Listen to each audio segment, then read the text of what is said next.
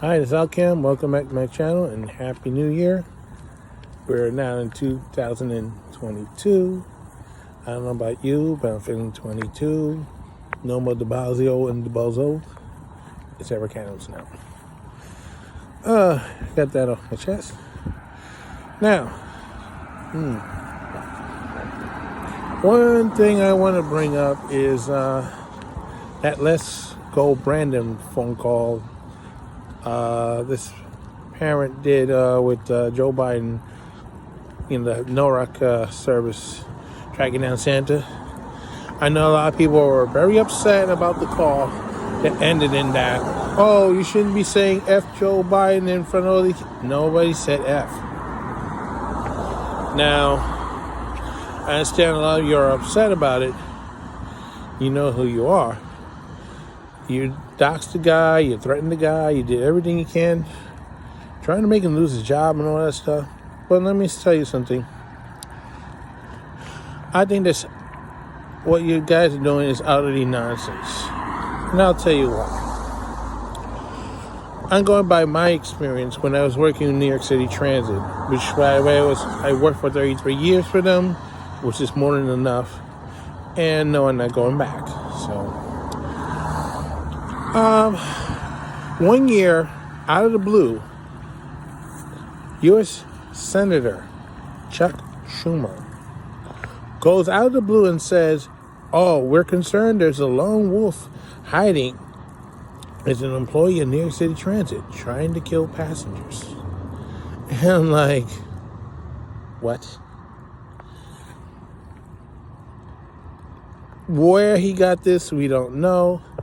It came out of the blue, and I thought that maybe he might have had too many slices of pizza with something in it. But we don't know because we don't see what we eat. But the thing is, when you're working for an agency like New York City Transit and it deals with passengers, you have a lot of scrutiny.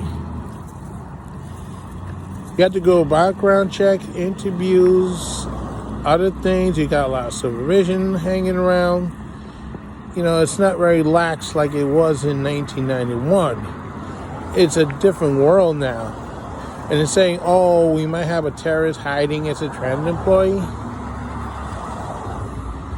I mean, to be honest with you, what terrorists want to put up with the behavior of many of the passengers in the subway system, especially the homeless? Not many. They would have found something else to do. And there has never been any evidence of such a thing that ever happened in any transit system. Not that I'm aware of.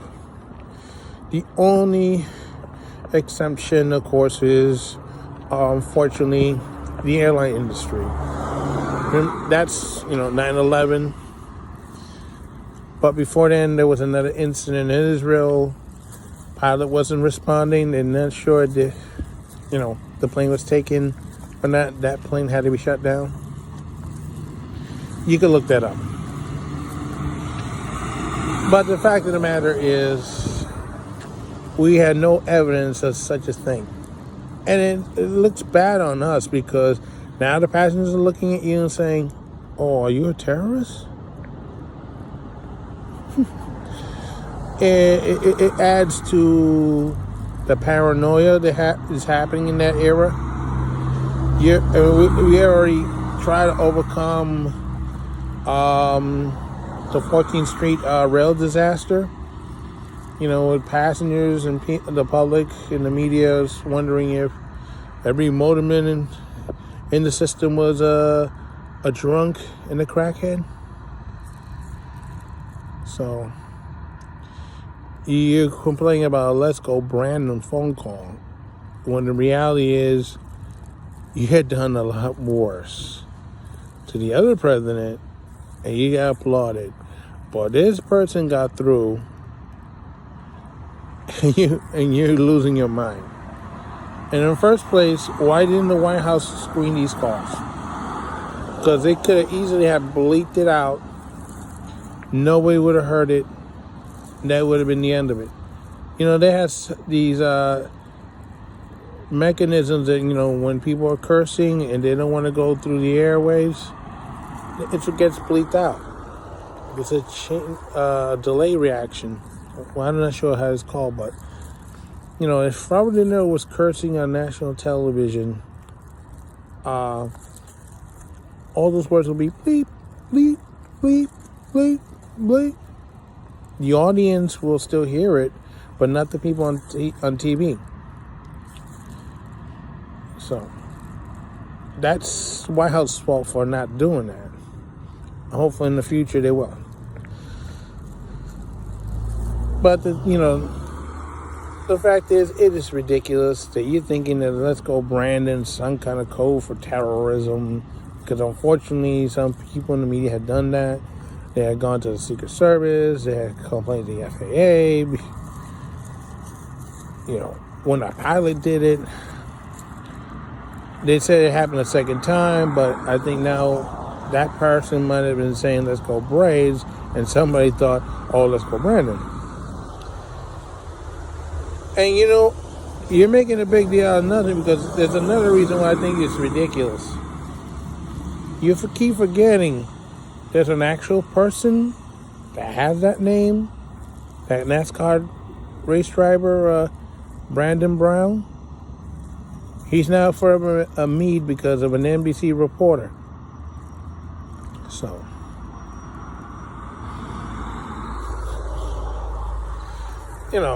seriously, just get with it. And if you keep, bugging people up in the rear end for that Brandon thing, you getting distracted. And the worse you keep getting distracted, the more stupid things coming out of your mouths, who you are. And eventually, it's going to get to the point that you're not going to be paying attention to anything else. And then the midterms are coming up this November. The last thing you want, you're so distracted by the song that all of a sudden you wake up the next morning, you read a paper, and what happened in Virginia happened across the nation. The majority of people got into office are all Republicans on both sides. Then what are you going to do?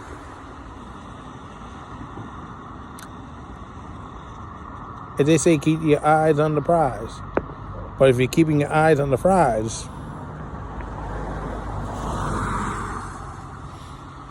then you're going to end up bloated and a loser. So, one other thing. They were wondering why that parent who's no longer in the police force, why he's no longer in the police force.